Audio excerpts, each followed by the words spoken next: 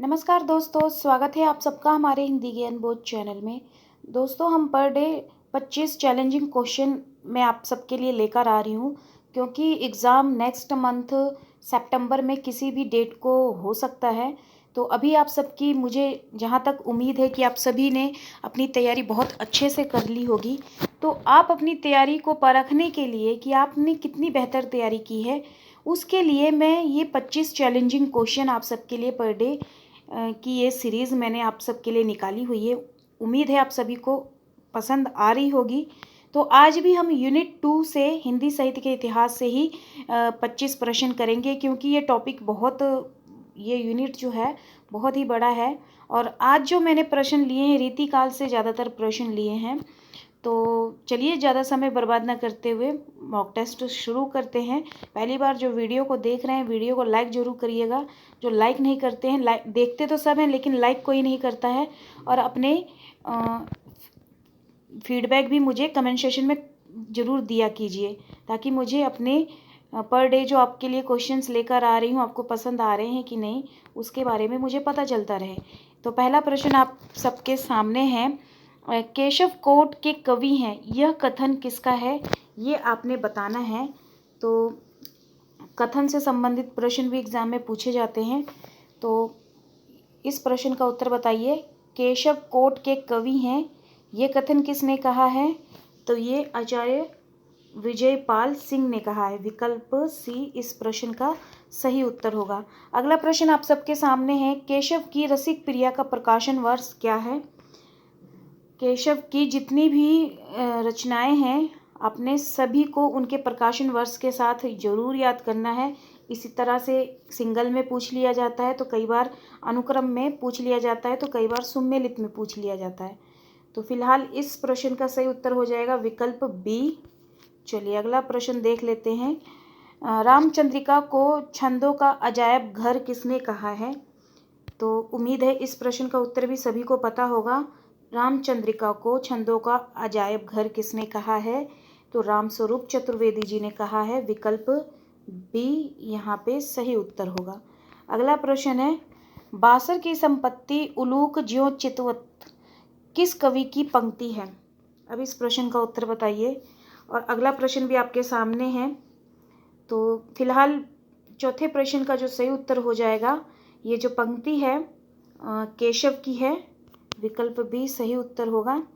चलिए अगला प्रश्न है, सेनापति के गुरु का नाम क्या है। सेनापति के गुरु का नाम क्या है। तो उम्मीद है इस प्रश्न का उत्तर भी सभी को पता होगा। तो हीरामणि दीक्षित। विकल्प डी सही उत्तर होगा। ईमानदारी से मुझे कमेंट सेशन में अपने मार्क्स जरूर बताया करें जो मॉक टेस्ट लगाते हैं। तो जंगनामा के रचयिता कौन है। जंगनामा के रचयिता हैं श्रीधर। विकल्प ए सही उत्तर हो जाएगा। अगला प्रश्न है, राम रसायन के रचयिता कौन है। अब इस प्रश्न का उत्तर बताइए, राम रसायन के रचयिता कौन है। एक राम रसायन होती है, एक रचना है, एक काव्य रसायन। तो राम रसायन किसकी है। तो राम रसायन है पद्माकर की, लेकिन काव्य रसायन है देव की।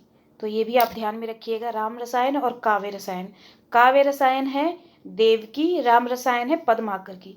तो विकल्प बी सही उत्तर होगा। सातवें प्रश्न का सही उत्तर है ये। राम रासो के रचनाकार कौन है। राम रासो, अब राम रासो के रचनाकार बताना है आपने। राम रासो के रचनाकार है माधवदास चरण। विकल्प बी सही उत्तर होगा। अगला प्रश्न है, मध्यकाल में किस कवि ने रामायण नामक ग्रंथ लिखा। मध्यकाल में किस कवि ने रामायण नामक ग्रंथ लिखा। तो ये लिखा कपूर चंद्र त्रिखा ने। विकल्प बी सही उत्तर होगा। अगला प्रश्न है, हनुमान नाटक के रचयिता कौन है। हनुमान नाटक के रचनाकार कौन है। तो हनुमान नाटक है हृदय राम का। विकल्प सी इस प्रश्न का सही उत्तर होगा। अगला प्रश्न है, फिरंगी सतसई। फिरंगी सतसई क्या है ये। तो ये आपने बताना है। इस प्रश्न का उत्तर विकल्प दिया हुआ है, देख के उत्तर बताइए। तो फिरंगी सतसई मतीराम सतसई का अनुवाद है। इस प्रश्न का सही उत्तर हो जाएगा, सॉरी ये नहीं आएगा, बी इस प्रश्न का सही उत्तर होगा, बी। बिहारी सतसई की टीका है फिरंगई सतसई, और ये फारसी भाषा में लिखी गई है। और इसके रचनाकार कौन है, किसने लिखी है ये बिहारी सतसई की जो टीका है? बिहारी सतसई की टीका है फिरंगई सतसई, और फिरंगई सतसई किसने लिखी है? आनंदीलाल शर्मा ने लिखी है। तो ये भी आप ध्यान में रखिएगा, विकल्प बी इस प्रश्न का सही उत्तर होगा। चलिए अगला प्रश्न देख लेते हैं। सुखदेव मिश्र को किसने कविराज की उपाधि दी? सुखदेव मिश्र को किसने कविराज की उपाधि दी? तो ये दी है राजा जय सिंह ने, विकल्प बी सही उत्तर होगा। अगला प्रश्न देख लेते हैं। फूल मंजरी किसकी रचना है? फूल मंजरी बहुत बार एग्जाम में पूछा गया है, फूल मंजरी, तो ये है मतीराम की, विकल्प सी सही उत्तर होगा। अगला प्रश्न है, रस रहस्य मम्मट के काव्य प्रकाश का छाया अनुवाद किया। रस रहस्य मम्मट के काव्य प्रकाश का छाया अनुवाद है, तो ये बताइए ये किसने किया है? तो ये किया है 14वें प्रश्न का सही उत्तर हो जाएगा इन चार विकल्प में से कुलपति मिश्र ने, विकल्प बी सही उत्तर होगा। अगला प्रश्न है, रीति सुभाषा कवित की वर्णत बुद्ध अनुसार किसकी पंक्ति है? रीति सुभाषा कवित की वर्णत बुद्ध अनुसार किसकी पंक्ति है? तो ये पंक्ति है चिंतामणि की, विकल्प भी सही उत्तर होगा। अगला प्रश्न है, अगर आपको किसी भी प्रश्न में किसी तरह का कोई संदेह लगता है तो मुझे कमेंट सेक्शन में कमेंट करके ज़रूर बताइएगा। अगला प्रश्न है, छोड़ी अपनो भोन तुम भोन कौन के जात, यह पंक्ति किसकी है? ये चार विकल्प हैं, देख के बताइए। छोड़ी अपनो भोन तुम भोन कौन के जात, ये पंक्ति है मतीराम की, विकल्प ए सही उत्तर होगा इस प्रश्न का। अगला प्रश्न देख लेते हैं।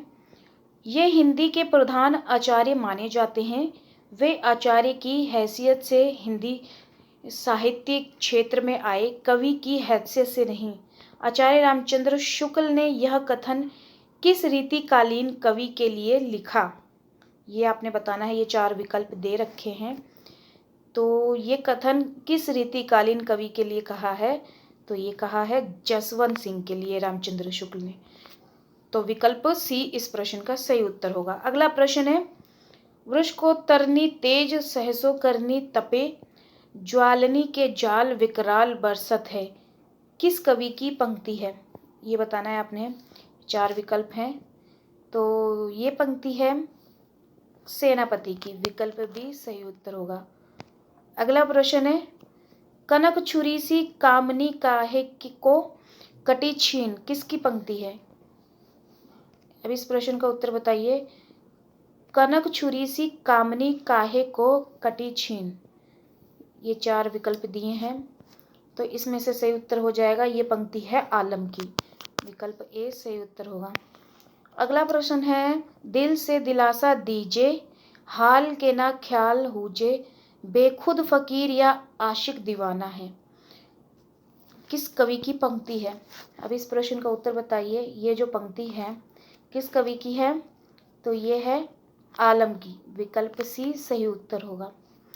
जो जन हमारे टेलीग्राम चैनल और व्हाट्सएप ग्रुप के साथ जुड़ना चाहते हैं, मैंने वीडियो के डिस्क्रिप्शन में लिंक दे रखा है, आप चाहें तो जुड़ सकते हैं।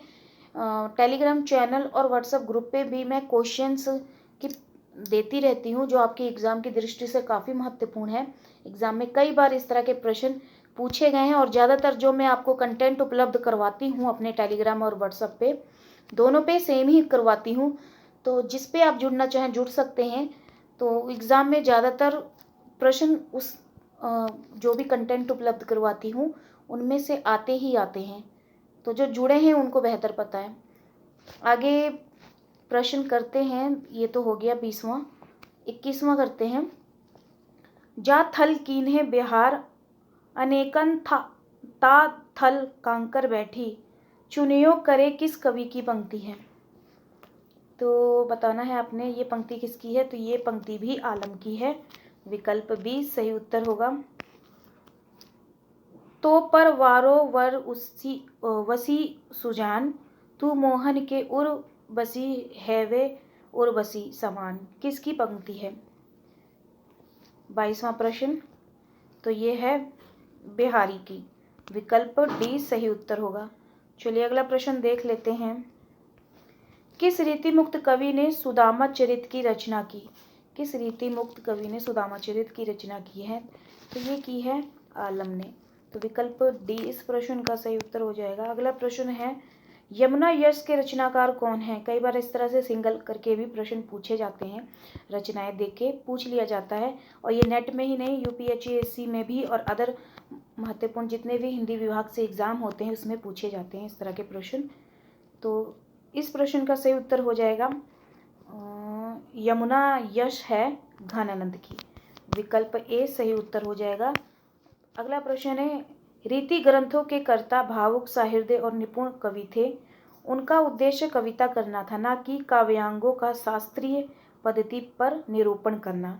यह किस विद्वान का मत है? ये 4 विकल्प दिए हैं, ये आपने देख के बताना है किस विद्वान का ये मत है।